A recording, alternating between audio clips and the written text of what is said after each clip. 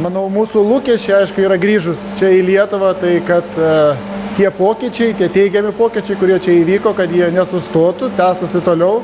Ir jeigu netgi būtų reikėję rinktis tarp dviejų panašių verslo aplinkų, vis tiek būtume pasirinkę Lietuvą, nes esame čia iš Lietuvos. Tai mums verslo aplinka labai svarbu, reiškia, investicijų pritraukimas iš vakarų valstybių, iš išsivysčiusių šalių.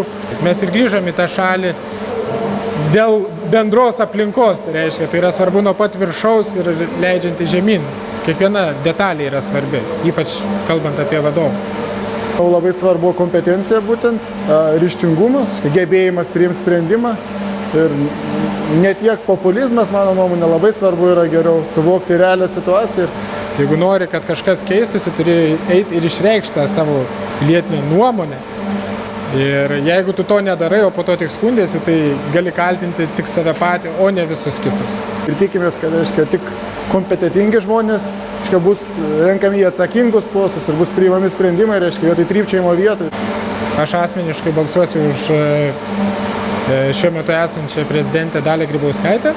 Tikimės, kad viskas vystysis dar ryžtingiau, dar greičiau ir efektyviau.